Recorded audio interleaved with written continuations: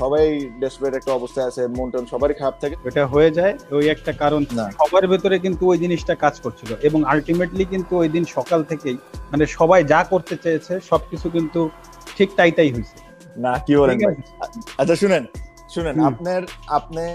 আপনার কে আমার কিছু কিছু আমার প্রশ্ন আছে, বুঝছেন ভাই? হুম। নর্মালি এই জিনিসটা করার মেইন কারণটাই ছিল যে ধরেন আমরা এমনি এই সবাই ডেসপারেট একটা অবস্থায় আছে, মন টন সবারই খারাপ থাকে, তো আমাদের ইনসাইড স্টোরিটা যদি একটু শুনতে পারে ওরা, তাহলে কিছুটা হলো কিছুক্ষণ জন্য হলো ওরা একটু হ্যাপি হবে, তাই যেটা আমি মনে করি। তো আমি সময় আর নষ্ট না করে আমি কিছু কয়েকটা প্রশ্ন করি আপনাকে। এগুলা হয়তোবা কোনো সময় আপনিও শেয়ার করেন নাই, আমাদের সাথে অবশ্যই শেয়ার করছেন, বাট পাবলিকলি হয়তোবা কোনো সময় শেয়ার করেন না। আমি ফার্স্টে বলি মাসুদ ভাই, আর আপনি কি মনে করে করছেন, আর অ্যাকচুয়ালি কিন্তু ওইটাই এটা কারণ। আচ্ছা, এর উত্তর তো তুই নিশ্চয়ই জানিস।